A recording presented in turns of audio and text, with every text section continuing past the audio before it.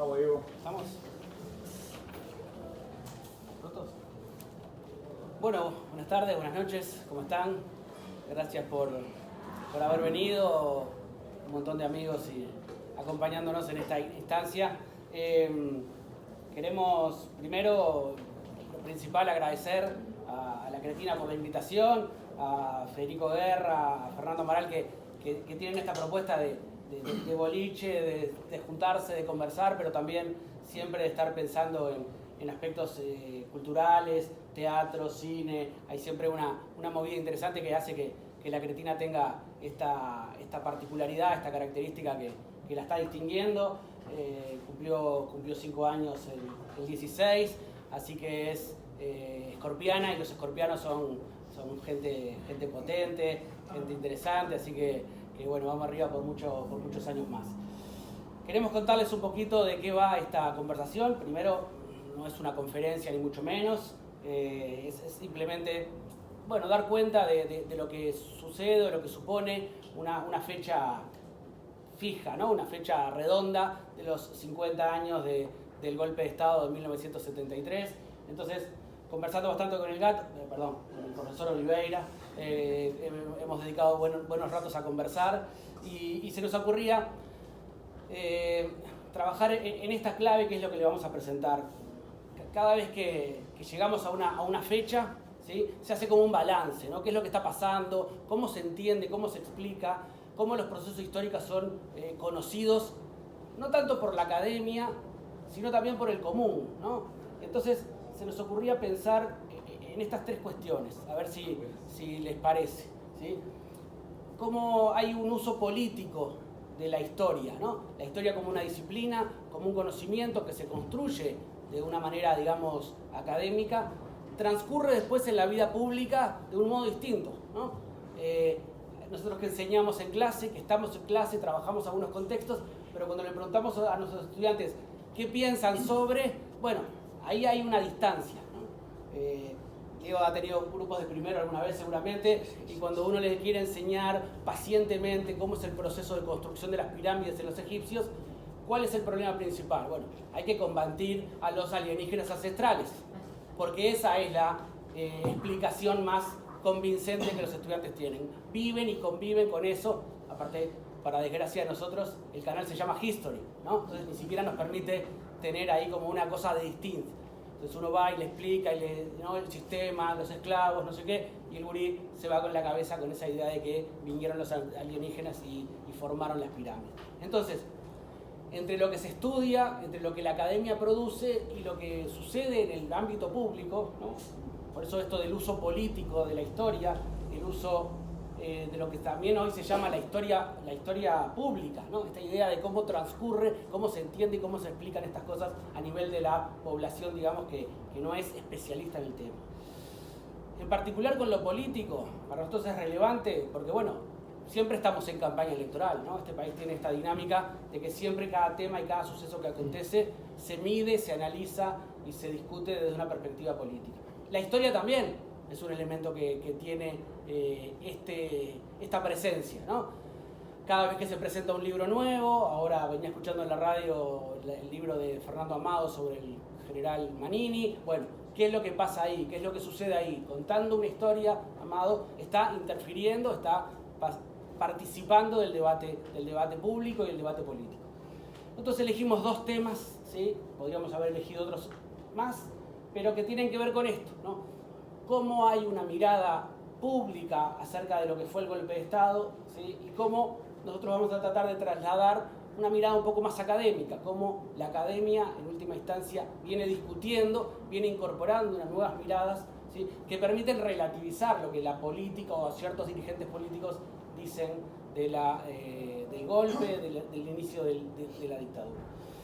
Diego va a trabajar con lo que son las teorías explicativas, ¿no? A esta altura es un interesantísimo tema, esta cuestión de qué es lo que explica, ¿no? ¿Qué hay detrás? ¿Cuáles son las razones del golpe? Bueno, Diego nos va a presentar ahora este debate acerca de las teorías explicativas, y a mí se me ha ocurrido, un poco porque he estado cerca en algunas oportunidades, tengo algunos compañeros acá que todavía están muy metidos en eso, pero esta idea de que la nueva historiografía ha encontrado o ha ubicado nuevos autores, a nuevos actores en el proceso que lleva a la disolución, al golpe de Estado, que hasta hace pocos años no estaban presentes, ¿no? Entonces, bueno, hablar de la derecha, de las derechas, de la violencia de derecha, también está como en el colectivo, ¿no? Entonces tenemos una idea de lo que fue la JUP, de lo que fueron los escuadrones de la muerte, suenan esas cosas, pero la idea es actualizar un poco acerca de cómo eso está siendo visto por la academia en estos momentos. Así que bueno, repito el agradecimiento, lo dejamos con Diego que empieza con esta tarea. Bueno. La cuestión, una cosa más,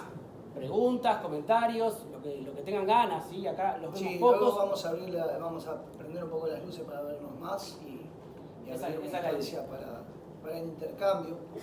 Bueno, para mí muy contento de estar acá porque estaba en mi casa. Hablamos con Fede de la importancia de que la Queretina tuviera un evento que de alguna manera trajera esto de los 50 años del golpe de Estado, y lo venimos hablando hace meses y por diferentes motivos se fue postergando, pero ahora lo concretamos y ningún lugar mejor del arte, de la cultura, que hacerlo que acá, que bueno, además de que me vincula mucho este lugar a mí. Bueno, y contento de que vinieron tantas personas, muy lindo. Bueno, tenemos un problema para meternos en lo que es la administración actual, en las políticas educativas. Ha habido reformas en los programas, ¿sí?, de secundaria, de formación docente, de la facultad también.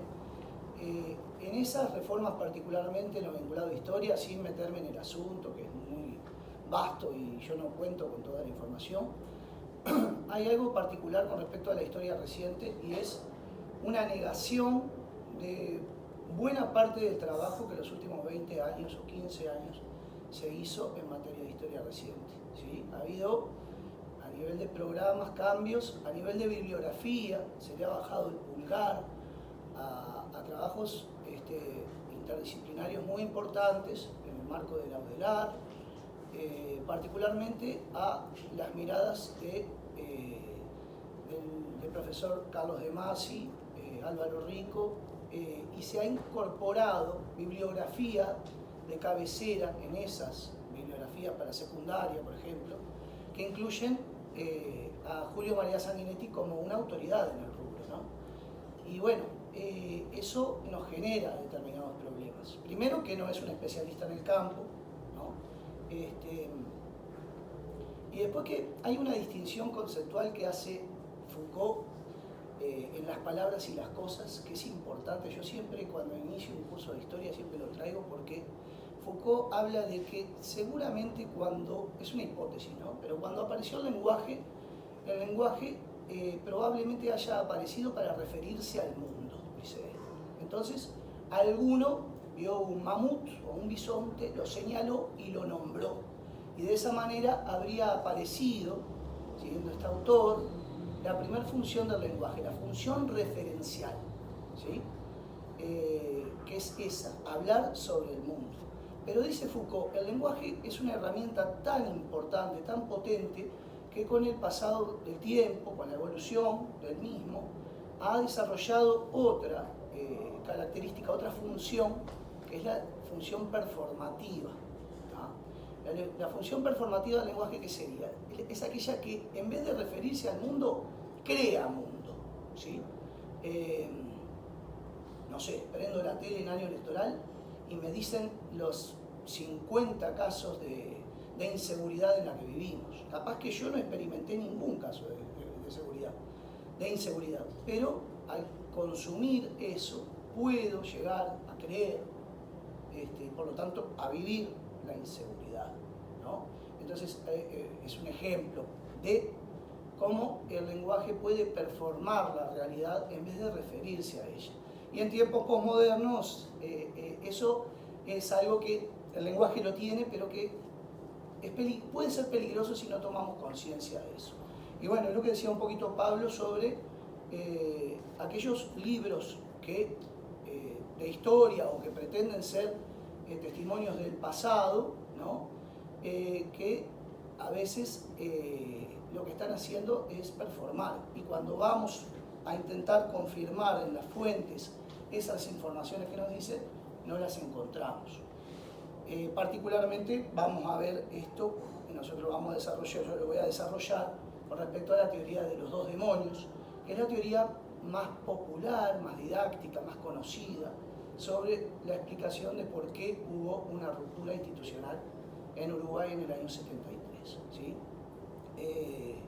Bueno, eso, la historia tiene que servir, dice Foucault, como arqueología del saber, no tiene que servir para tener datos sobre el pasado, sino para conocer el presente sobre el que estamos parados. Y en ese sentido lo de arqueología. Bueno, vamos a mirar las capas para entender un montón de cosas, las relaciones sociales, las relaciones de la distribución de la riqueza, ¿no? Y muchas otras cosas. O sea, y en ese sentido es esa distinción conceptual entre lenguaje performativo y lenguaje referencial me parece muy interesante para incorporar al público que se acerca al conocimiento histórico, ¿no? Cuando vemos y estamos ante un libro de historia, es importante poder encontrar la referencia, porque muchas veces, como bien dijo Pablo, tenemos eso, tenemos unas intencionalidades políticas, unas intencionalidades del presente que se imponen y que nos crean una imagen del pasado, particularmente en lo que nos afecta hoy, la teoría de los dos demonios. ¿Ah? Entonces, un poquito empezando. ¿Sí?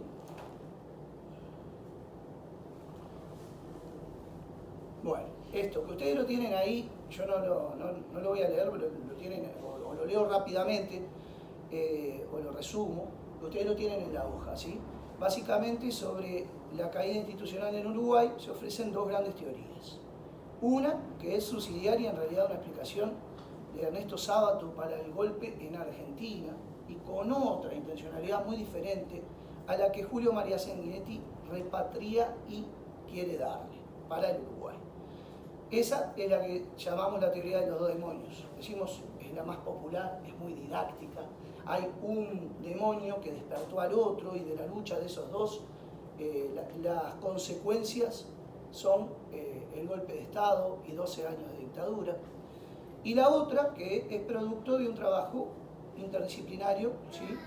Que tienen como protagonistas a estos dos autores, Álvaro Rico y Carlos de Masi, pero hay muchos otros que también participaron. Ellos son profesionales en el rubro, profesor de filosofía, historiador, en el caso de Carlos. De alguna manera, ellos hablamos de la teoría de la dictadura cívico-militar, civil-militar, es el término que se está usando más ahora, que viene a desmontar de alguna manera ese relato que Sanguinetti instauró con muchísimo éxito, ¿no? Porque si no, no estaríamos hablando de eso. Con muchísimo éxito, sin duda. Entonces vamos a empezar rápidamente con la teoría de los dos demonios de Julio María Sanguinetti. ¿Sí? Ahí en la imagen tienen una foto de los principales cabecillas del MLN. Esta foto fue tomada cuando los liberan, con la reapertura democrática, y una foto de parte de las fuerzas conjuntas, particularmente estos son militares. ¿Sí? Estos serían los dos demonios a nivel didáctico. Los Tupamaros, primero, ahora vamos a ver, protagonistas y principal causa que intenta explicar la caída institucional. ¿Sí? Bueno, antes del primer punto, comentar un poquito algo sobre las condiciones de producción de la obra de Sanguinetti. Sanguinetti es un político del Partido Colorado, perteneciente al vallismo en un primer momento, al neovallismo. Él fue diputado un par de veces a partir de 1960, y en el año 69 es puesto como ministro por el gobierno de Jorge Pacheco, ¿sí? Fue ministro de Industria y de Comercio primero. Y en el año 72, con la asunción del nuevo gobierno, el de Bordaberry, va a ser nombrado ministro de Educación. En ese marco, él va a sacar, en ese mismo año 72, la ley de educación, ¿sí? Que va a tener muchos efectos sobre esos momentos que se vivían, ¿sí? Va a permitir de buena manera poner coto a los reclamos estudiantiles, a las posturas docentes. Va a ser una ley bien importante que es producto de la administración Sanguinetti como ministro. Y posteriormente, en octubre del año 72, que lo vamos a ver, se da la renuncia de Sanguinetti ante una situación puntual que es la detención de Jorge Valle por parte de las Fuerzas Armadas. Pero es decir, ¿a qué voy con toda esta intro? Sanguinetti, el que enuncia esta teoría, es un agente protagonista en los hechos de los años 60 y 70. ¿Sí? Está involucrado y formó parte de los gobiernos colorados previos al golpe. ¿Ah? Bueno, ¿qué nos dice Sanguinetti? Yo lo reduje en 7 conclusiones, son 10 las que presenta él en la obra que tiene por título La agonía de una democracia, 1963-1973. Así se titula su obra, que es publicada en el año 2008, cuando ya se sabía que Mujica iba a ser candidato a presidente por el Frente Amplio. No es parte de estudiar esto de las condiciones de producción de ese libro, ¿sí? En ese momento Sanguinetti publica ese libro, tiempo después va a publicar otro que se llama La Restauración, donde él aparece en la tapa con cierto protagonismo, y parece, el mensaje sería, ahí está el restaurador de la democracia, ¿no? Entonces, en la agonía de una democracia, él nos ofrece 10 conclusiones, luego de toda la lectura del libro, que yo las reduje en 7, incluyendo la información que está en las 10. La primera que intenta explicar esto, volvemos a la pregunta, ¿por qué hubo un golpe de Estado en Uruguay? Esa es la pregunta que tenemos que tener durante esta ponencia. Entonces, la primera, desde 1973, el Movimiento de Liberación Nacional Tupamaros pretendía derribar la democracia desde la violencia. Ese es el primer motor. Ahí va a estar el germen del primer demonio, ¿sí?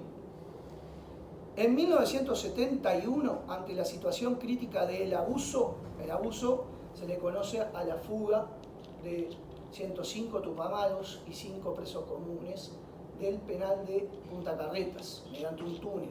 Es una que yo creo que sigue estando en el libro Guinness de Récord, por el número. Bueno, ante esa situación, nos dice Sanguinetti, el presidente, o sea, Juan María Bordaberry, no tiene más remedio que llamar a las Fuerzas Armadas para combatir a la guerrilla del MLN. Incluso insiste que a nivel popular se pedía una medida, ¿sí?, de esa envergadura, una medida estricta que pudiera llevar calma a una situación de crisis institucional, una crisis económica que ya se arrastraba, y por ende él llega a la conclusión de que el MLN es el responsable principal de haber sacado a los militares a la calle, ¿sí? Es decir, aquí lo que va a ocurrir en este momento, en septiembre del año 71, es la creación de lo que se conoce como las fuerzas conjuntas. Se llama a las Fuerzas Armadas, cuya función es la de defensa nacional con respecto al exterior, no es la de poner orden interno. Esa es una función de la policía, y se les da potestades policíacas, ¿sí? Para eso se crean las fuerzas conjuntas. Ese es el punto 2. Además, nos dice Sanguinetti, además de todo esto, este primer demonio que se despierta y que el presidente no tiene más remedio, perdón, dije Bordaberry, debí decir Pacheco, es quien crea las fuerzas conjuntas. Estamos en año electoral.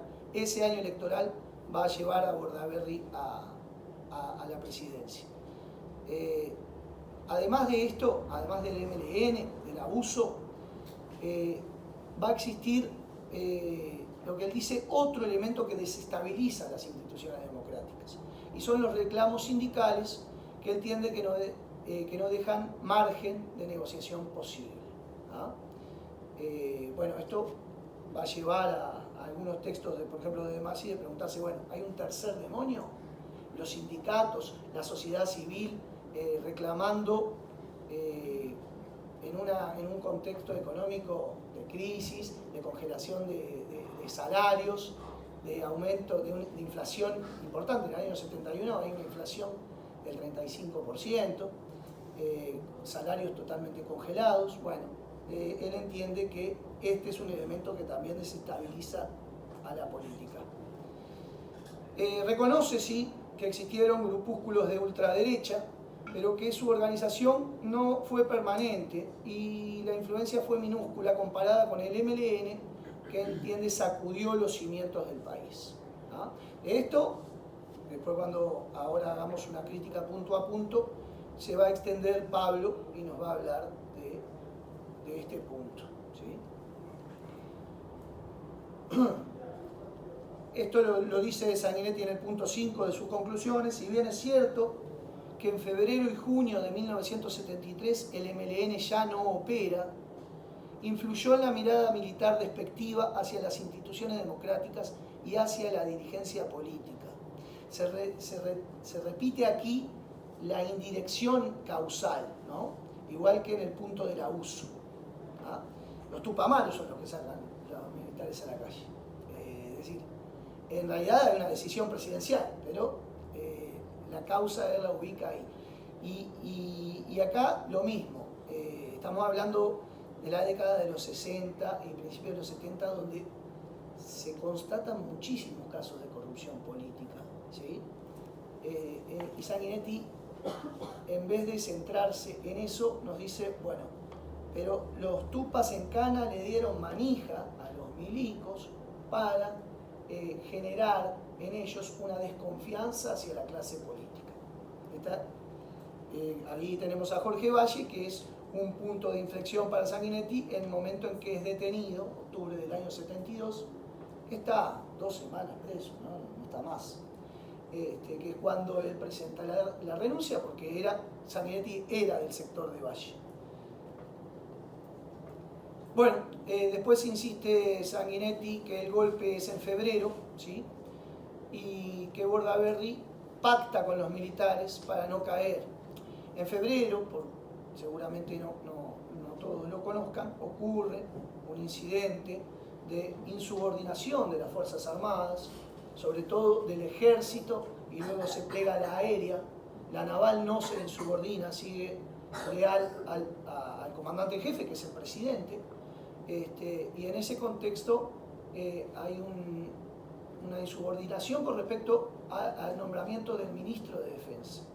Esa crisis institucional se va a resolver con lo que se llama el pacto de Boisolanza, donde Bordaberry va a pactar, dice Sanguinetti, va a pactar con los militares, ¿sí? Y se van a crear un par de instituciones que meten directamente, institucionalizan a las Fuerzas Armadas en la vida política del país, ¿sí? Y por último, que es la parte que menos se desarrolla en su libro, nos va a hablar de los partidos políticos, muy poquito. Lo que nos va a decir es que estaban fragmentados y que estaban en una situación de debilidad que no pudieron hacerle frente a la dictadura. Bien, entonces ahí tenemos en todo este combo. Después, bueno, seguramente puede ser que falten hechos, que no todos manejen algún conjunto de hechos que pueden explicar esto, pero ahí está el conjunto de la explicación de Sanguinetti. A esta explicación vamos a hacerle una crítica, ¿sí? Bueno, el punto 1 sobre el MLN. Sanguinetti sabe que el MLN aparece en el año 63, porque en el año 85, cuando se vuelve a la democracia, Fernández Huidobro escribe la historia de los tupamaros, y allí cuenta que empezaron a juntarse en el año 63. Pero cuando nosotros vamos a las fuentes, vemos que no hay eventos que permitan constatar a nivel social la existencia de los tupamaros. Porque la tesis de Sanguinetti es desde el año 63 hasta el año 73, la guerrilla opera en contra, queriendo derribar la democracia, siguiendo el modelo de Cuba, y eso hizo que las instituciones democráticas se fueran desgastando. Ahora, cuando uno va a las fuentes, encuentra que el MLN no adquiere entidad en la población hasta diciembre del año 66, cuando muere en un tiroteo el primer Tupamaro, Carlos Flores. Recién ahí la población se entera de que existe el MLN. Es más, yo estuve revisando unos cuantos artículos de prensa de algunos delitos, como son algunos asaltos a financieras, ¿sí? Donde toda la prensa de derecha informa los casos de una manera de un crimen común. O sea, no hay ninguna mención a una guerrilla armada. Entonces queda ahí un poquito el ruido de decir, bueno, en qué sentido la sociedad estaba asustada o estaba viviendo la posibilidad de que una guerrilla tomara el poder. Lo cierto es que esta posición, curiosamente, la teoría de los demonios, es abrazada por parte de los integrantes del MLN, porque pone a los tupamaros en un lugar de protagonismo que en los hechos no parecen haber tenido, ¿sí? Los eventos de los tupamaros van a ser escasos y de poca relevancia, por lo menos hasta el año 69.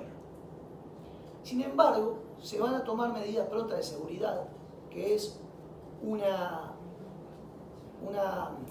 medida constitucional que implica el abandono de las garantías individuales. Se pueden entrar a tu casa en cualquier momento, se prohíbe la reunión. Hay un montón de cosas que quedan suspendidas con esas medidas prontas de seguridad, ¿sí?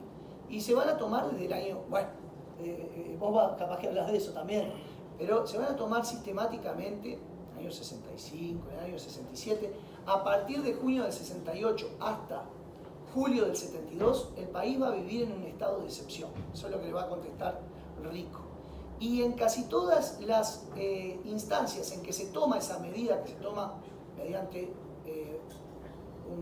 un decreto presidencial que puede levantar el Parlamento, pero que continuamente el Ejecutivo volvía a plantear, se van a tomar, y las razones que se van a dar de la implementación de estas medidas no apelan a la existencia de ninguna guerrilla, apelan al movimiento sindical exacerbado, a problemas sociales y económicos, a un tema de asegurar la seguridad pública, pero no se menciona en las justificaciones de la toma de esas medidas a la guerrilla del MLN. Por lo tanto, esta tesis de que movió los cimientos de la sociedad desde el año 63 parecería no constatarse cuando uno va a las fuentes, ¿sí? Ahí algunas de las cosas. Recién en el año 69 el MLN va a tener una actitud diferente. Primero empiezan, asaltando camiones de Manzanares y llevándolos a los Cantegriles. O sea, tienen una mirada de Robin Hood, ¿sí? Por lo menos hasta el año 69, donde la cosa empieza a cambiar con algunas otras acciones, como son la toma de Pando y algunas otras, donde sí, ahí sí podemos decir el MLN está en el centro de la atención, ¿sí? Pero entonces, esto de los 10 años de deterioro de la democracia por parte de una guerrilla, por lo menos queda sin constatar en las fuentes. Bueno, de esto ya comentamos algo, ¿sí? El tema del abuso y de la indirección causal. Siempre que hacemos un relato sobre cosas que nos pasan, nosotros elegimos, diría Riquet, hacemos la imputación causal, acusamos a determinados hechos de ocasionar otros, en una pelea de pareja, lo que sea, ¿sí? El problema de esta explicación es que lo cierto es que la policía había podido combatir perfectamente al MLN y lo tenía prácticamente desmantelado hacia el año 71. Entonces estamos hablando de un MLN que toma trascendencia. Primero en el año 66, enseguida que cae el primer Tupamaro, se desmantela casi toda la comunidad Pineda, de La Teja, que caen un montón de tropas y no van a tener accionar en el 67, no tienen accionar, no tienen... recién en el 68 aparece alguna que otra acción, en el 69 radicalizan su postura, el 70 va a ser un año complicado, pero digamos que para el año 71 los tupamaros están derrotados, ¿sí? Y quien los había derrotado era la policía. O sea que, si bien se escapan, no había ningún elemento que indicara que la policía no podía volver a atraparlos y a desmantelar la organización. Pero el presidente Pacheco decide crear las fuerzas conjuntas, ¿sí? Darle potestades a las Fuerzas Armadas para combatir, para tener incidencia en la política, por lo menos en primer momento para tener incidencia en la seguridad interna, una potestad para las que no fueron creadas y para las que no estaban preparadas. Entonces, parece un poquito irresponsable decir, bueno, no hay ninguna responsabilidad de parte del presidente en abrir una puerta que capaz que después no puede cerrar, ¿no? Queda ahí, en casi toda esta aplicación de Sanguinetti, la clase política gobernante parece no tener responsabilidad en las cosas que ocurrieron. Y vamos ahora a la otra teoría que nos va a decir que se va a parar en una postura de poner el énfasis sobre todo en las responsabilidades de la clase gobernante, tanto a nivel del Parlamento como a nivel del Ejecutivo. Pero particularmente eso, esto es una interpretación donde, insisto, hay una indirección causal, ¿no? Ocurre esto, luego ocurre esto otro, luego ocurre esto otro, y el último de los hechos lo explico por el primero. Bueno, hay un montón de otras alternativas que Pacheco descartó o decidió no tomar, y por ende debería asumirse, un gobierno que el mismo Sanguinetti integraba, el gabinete, debería asumirse algún grado de responsabilidad, porque si de sacar a los militares a la calle, el resultado hubiera sido salir de la crisis, pero el resultado fueron 12 años de dictadura, entonces, y de la dictadura que nos trajo a nivel de derechos humanos lo peor de la historia de nuestro país. Entonces, resulta muy conveniente el discurso de Sanguinetti, pero tiene estos problemas que estamos diciendo, ¿no? Bueno, de esto ya hicimos un comentario, ¿no? Acá hay una mirada con respecto a los reclamos sindicales y a la organización de la sociedad civil, de unas premisas sobre la democracia que, bueno, no sé si todos compartimos, ¿no? Que la democracia se trate nada más que de elegir a los representantes cada 5 años y de irnos a casa y no decir nada, ocurra lo que ocurra. Ya en los años 60, avanzados los años 60, estaban habiendo un avance gradual de represión, sospechas y denuncias de torturas en las comisarías, represión estudiantil que va a llevar, entre otras cosas, al asesinato de Liberarse, de Susana Pintos, de Hugo de los Santos, 3 estudiantes universitarios que fueron asesinados en una represión policial, en distintas represiones policiales, por ejemplo. Entonces, decir que la sociedad civil no tiene ningún derecho a reclamar, a salir a la calle, a plantear que lo que están haciendo los gobernantes, que se supone que son empleados, que la soberanía descansa en el pueblo, si entendemos todos más o menos lo mismo por el concepto de democracia, entender que eso no es una potestad del pueblo, es una mirada de la democracia particular, ¿no? La de Sanguinetti en este caso. Bueno, de esto no voy a decir nada, simplemente vamos a escuchar a Pablo que se va a exponer, que se va a explayar sobre esto. Lo único que puedo adelantarles, y voy a spoilear un poco, es que también vamos a constatar que la aparición de grupos de derecha y la violencia de la derecha armada es anterior al surgimiento del MLN, incluso al surgimiento de 1963. Ni siquiera a cuando el MLN toma trascendencia. Entonces, minimizar la violencia de grupos paramilitares de derecha es también una lectura de los hechos que hay que constatar. Hay que ir, como dijimos hoy, a ver si se trata de lenguaje referencial o del lenguaje performativo. Bueno, acá hay diferencias en la academia en general con respecto a los hechos que Vasconcellos va a llamar como febrero amargo, que es esta situación que un poquito les resumí de manera muy breve, del problema institucional con el ministro Francese y la insubordinación del ejército y de la aérea. En ese momento la Armada va a hacer un bloqueo de la Ciudad Vieja en apoyo al presidente. El presidente va a convocar, estamos hablando de febrero del año 73, va a convocar a la sociedad civil a que se manifieste a su favor ante ese conflicto con las Fuerzas Armadas, que concurra a la Plaza de Independencia, y no fue más de 100 personas, no fueron a apoyar a Bordaberry, es decir, toda la sociedad, de alguna manera, eso también es un mensaje de la sociedad. Sanguinetti se agarra de que en ese evento hay algunos guiños de diferentes sectores, como el Partido Comunista o como Liber Seregni, que dicen, bueno, bienvenidos los militares o los civiles honrados, y particularmente porque va a haber dos comunicados, comunicado 4 y 7, quizás alguno sepa de lo que estamos hablando, en ese momento que las Fuerzas Armadas van a emitir, donde están intentando abrir la puerta a su entrada a la vida política, ¿sí? Y en esto me voy a detener brevemente, pero no sé cómo estamos de tiempo.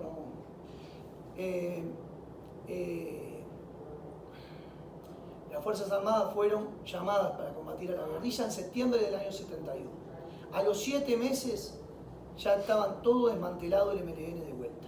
Ellos publican un apartado donde, que se llama 7 meses de combate subversivo o similar, donde hacen un resumen de que, bueno, han desmantelado, han cumplido con el objeto por el que fueron convocados en septiembre del 71.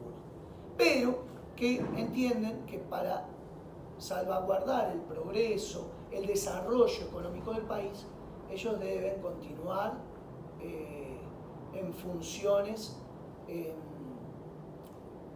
que tengan que ver con el orden interno e incluso con la política.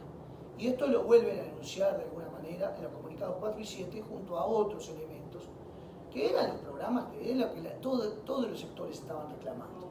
Bueno, lo cierto es que la prensa de derecha también saluda a los comunicados 4 y 7 y son muy pocos los que siguen manteniendo a Bordaberry, manteniéndole el dedo para arriba a Bordaberry. Incluso el Partido Colorado le pide que renuncie, que llame a elecciones. Hay una situación de crisis en febrero del 73 que Bordaberry la resuelve con el pacto de Boisolanza, la creación de, ayúdame Pablo, MACO es en ese momento, y la Junta de Comandantes en Jefe, que es institucionalizar, abrirle del todo la puerta a la vida política de las Fuerzas Armadas. Ya no solo para el combate o para el orden interno, sino además para la participación en la política. Entonces, bueno, se insiste en esta idea de que en febrero habría un golpe técnico y que ese golpe se termina de concretar en el 27 de junio del año 73. De esa manera Sanguinetti lo que hace es sacar un poco del centro a quien da el golpe, que ahora lo vamos a ver, es José María Bordaberry, Julio María Bordaberry, perdón, el 27 de junio con el decreto de disolución de las cámaras. Entonces es un poco restarle responsabilidad al Partido Colorado e intentar poner en esos guiños del Partido Comunista, de Liber Seregni, algo de la responsabilidad.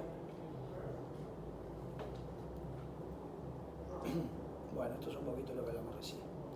Bueno, voy rápidamente porque la hora se va a presentar esta teoría, que es la teoría de la dictadura cívico-militar, donde Álvaro Rico y Carlos de Masi son dos de los principales exponentes, pero que digamos que en el ámbito historiográfico esta discusión no tiene ningún sentido. Esto que estoy haciendo yo es algo de divulgación, no es producto de investigación personal, como sí seguramente Pablo nos va a brindar algo. Esto es una tarea de divulgación. Decía, en el ámbito historiográfico nadie sostiene la teoría de los dos demonios. Además, hay un artículo de De Masi muy interesante que se llama Un repaso a la teoría de los dos demonios, donde él hace la historia de la teoría y cómo aparece muchísimo después de los hechos y que nadie la hubiera sostenido, ni siquiera el mismo Sanguinetti en ese año 73. Bueno, esta teoría son 4 puntos que voy a explicar rápidamente, así cerramos, porque desde el año 67, dice Rico y De Masi, hasta el año 73, esto es, gobierno de Pacheco y gobierno de Bordaberry, se operó un avance gradual de una praxis estatal autoritaria. ¿Sí? Esa opción política tuvo como resultado 12 años de dictadura. Rico le va a llamar a este periodo gobiernos autoritarios o el camino democrático a la dictadura. Democrático porque son presidentes electos democráticamente, si bien ninguno de los dos fue elegido presidente, ¿no? En el caso de Pacheco hereda el poder de Gestido, que fallece al año. En el caso de Bordaberry se intenta hacer una reelección de Pacheco, casi todos los votos que asume Bordaberry son un intento de reelección de Pacheco que no alcanza mayorías especiales, y después está toda la historia de si hubo fraude en las elecciones del 71.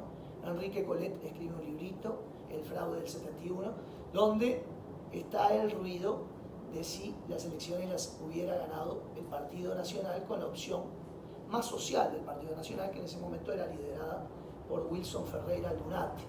Entonces, bueno, pero en ese periodo del 67 hasta el 73 nos habla de un camino democrático a la dictadura. ¿En qué consiste esto? En 2 ideas que sería bueno que se queden.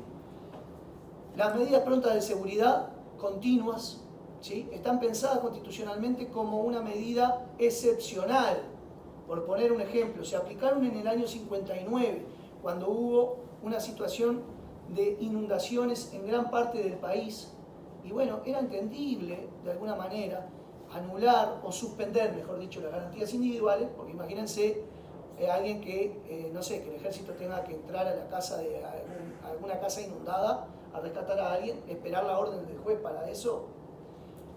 Para eso están pensadas las medidas prontas de seguridad, para un caso excepcional, ¿sí? Insisto, en el año 59 se aplicaron y seguramente gran parte de la sociedad pueda juzgar de que fueron atinadas en eso puntual. Pero lo cierto es que del 67 al 73 se aplicaron y en gran medida, generalmente con la justificación de ponerle un coto al movimiento sindical, al movimiento estudiantil. Recién el MLN va a aparecer en la última etapa. Entonces, lo que señala Rico, se hace de la excepción la regla, y eso va deteriorando el funcionamiento de la democracia. Eso por un lado, y el otro es el gobernar bajo decreto, ¿tá?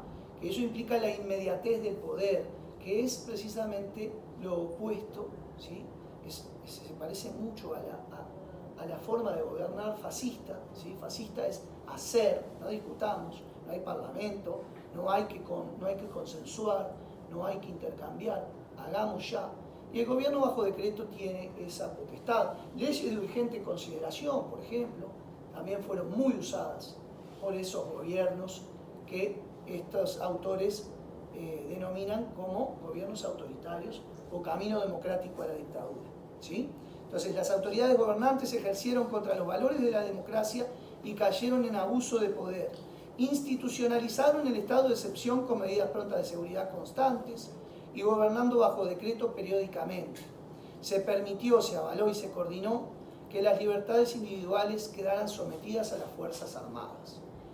Quédense con esto que les decía. Desde el 13 de junio del 68 hasta julio del 72 se van a aplicar medidas prontas de seguridad de manera casi continua. El Parlamento las levantaba, el Ejecutivo las volvía a poner. Y prácticamente en ese periodo son continuas. ¿Qué pasa en julio del 72? Se crea, ayúdame, la Ley de Seguridad Nacional, la Ley de Seguridad Nacional, que permite que los civiles sean juzgados por la justicia militar. Entonces ahí ya no son necesarias las medidas prontas de seguridad, porque la medida que se crea es aún más fuerte, ¿sí? Bueno, ahí, acá tenemos el sepelio de Liberarse, ¿sí? Es el primer mártir estudiantil asesinado en una manifestación. Aparentemente hay alguien que le pegó en la gorra a un policía, estaba reprimiendo a la policía, y bueno, le pegan un tiro que entra en la pierna, rompe una arteria, y a los 2 días muere Liberarse. Esto va a llevar a una interpelación del ministro Jiménez de Arecha, que va a decir que no va a volver a ocurrir, pero lo cierto es que un mes y poquito después, el 20 de septiembre del 68, ocurre en una manifestación que es en medicina o es en derecho, el 20 de septiembre. Bueno, lo cierto es que es herido Hugo de los Santos, cae herido, y Susana Pintos, que era estudiante de medicina o de enfermería, sale a auxiliarlo con una bandera blanca, con una prenda blanca, y también le pegan un tiro en el pecho y caen ellos dos. Bueno, acá tenemos gases lacrimógenos reprimiendo. Otra cosa que Sanguinetti parece obviar, ¿sí? Es decir, si los tupamaros ocasionaron el golpe de Estado, ¿cómo se explica el golpe de Estado en Chile en el año 73? ¿Cómo se explica un golpe de Estado en Argentina, en Brasil, en todo el Cono Sur, con las mismas características ideológicas? Responden a lo que estos autores y otros llaman la doctrina de seguridad nacional, que es una ideología que nace en los Estados Unidos, enmarcada en el macartismo, ¿sí? En un clima internacional de Guerra Fría, que por la doctrina Monroe, que existe del siglo XIX, que implica que Latinoamérica es el patio trasero de los Estados Unidos, implicó que esta fuese un área de Sudamérica, fuera un área de control de los Estados Unidos, donde no se iba a permitir giros hacia la izquierda. En el caso de Chile estamos hablando de un gobierno que llega al socialismo por las urnas y que también va a ser, va a caer unos meses después que el golpe nuestro. Entonces digo, ¿qué pasa donde no hubo guerrilla? Porque hubo un golpe casi simultáneo con las mismas características, que se va a enmarcar en el Plan Cóndor, que es un plan de coordinación entre las diferentes Fuerzas Armadas para la represión, para la información de gente que zafaba de un país y escapaba para el otro y era capturado y sometido a torturas o desaparecido en otro país. En el caso nuestro tenemos automotores Borletti en Argentina, que fue un centro de detención de uruguayos en Argentina. Entonces, el golpe en Uruguay se enmarca dentro de la política de la doctrina de seguridad nacional. Voy a decir un comentario bien breve. ¿Qué es la doctrina de seguridad nacional? Existen elementos internacionales. El marxismo internacional está pudriendo la cabeza de los adolescentes, de los estudiantes. Es un elemento peligroso para nuestras democracias y hay que llamar a las Fuerzas Armadas a heroicamente salvarnos de ese comunismo internacional. Y para eso se implementó la Escuela de las Américas, que fue un centro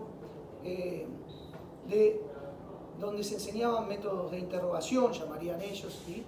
Sobre todo incluyen todos los métodos de tortura, y allí iban los militares de los diferentes países a ser formados por las fuerzas norteamericanas en estos métodos de interrogación. En este contexto, lo que está diciendo Rico y demás es, no se explica solo el golpe en Uruguay, se explica en un contexto internacional de Guerra Fría.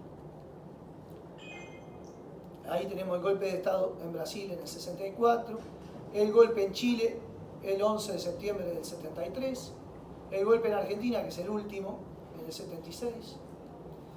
Tercero y penúltimo, porque ya sé que la hice larga, los rasgos específicos del golpe en Uruguay ponen al presidente como dictador. Ahora, Rico y De Masi nos van a hablar de la especificidad del golpe en Uruguay.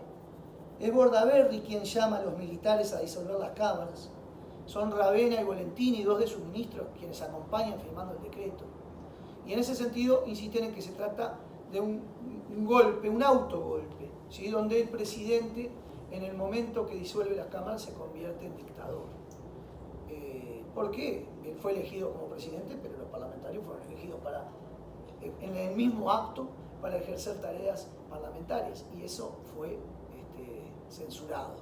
Entonces insisten en la idea de romper con esto de dictadura militar, donde el enfoque solo se pone en los militares y se deja afuera un montón de civiles, tecnócratas, políticos que participaron de todo este proceso de deterioro de la democracia, que fue el camino democrático de la dictadura, y luego van a participar en diferentes cargos, el caso de Beyo Villegas, y de diferentes políticos, Echegoyen, del Partido Nacional, que van a estar vinculados a la dictadura, ¿sí?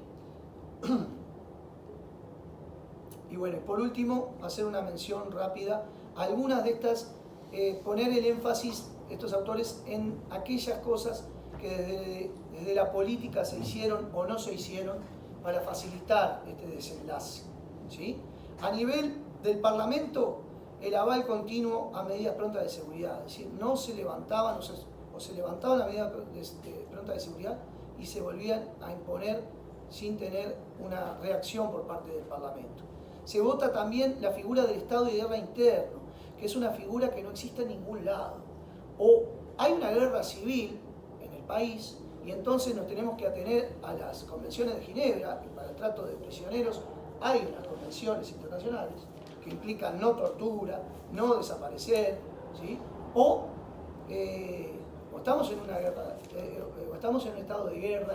Esto de guerra interna es un concepto jurídico nuevo, inexistente, que de alguna manera termina siendo un cheque en blanco para los militares, ¿sí? Y para las fuerzas represivas en general. Entonces, bien, eso también surge de ahí, del Parlamento. Se vota la Ley de Seguridad del Estado. Hubo falta de quórum siempre para interpelar por lo que había ocurrido en febrero amargo, en esto decíamos febrero del 73. Se crea la Ley de Represión y Prevención de Ilícitos Económicos, que va a permitir determinadas purgas de parte de las Fuerzas Armadas en contra de determinados políticos. Pedidos de desafuero de parlamentarios, como en el caso de Enrique Erro, que es muy importante en el desenlace del golpe. Y el Ejecutivo, bueno, la responsabilidad del Ejecutivo, la creación de las fuerzas conjuntas, haber sacado a los militares a la calle, la Junta de Comandantes en Jefe, el Estado Mayor Conjunto, el Consejo de Seguridad Nacional, la continua instauración de medidas prontas de seguridad y el decreto de golpe de Estado, que se puede dibujar como se quiera dibujar, pero es un decreto firmado por Juan María Bordaberry y acompañado por muchos otros políticos. Entonces, en esta lectura de Rico y demás, y ahora sí terminando, y me disculpo por el exceso, la responsabilidad de la clase política y de la clase gobernante particularmente es ineludible y tiene que tener un peso, ¿no? Ahí se nos caen los dos demonios, o por lo menos no nos sirve ese modelo explicativo. ¿Bien? Bueno, ahora Pela, yo no sé si vos querés hacer un cortecito, si Pablo querés hacer un cortecito o la... ¿Les parece que cortamos 5 minutos para que la gente Sí, capaz que sí. Si quiere comprar algo para tomar. Y seguimos con la parte buena, que bueno, es medio rapidito, ¿no? la de Babich. Bien. 5, dale. Esta va a ser más corta, no se vayan, por favor. Yo no le creo nada, loco.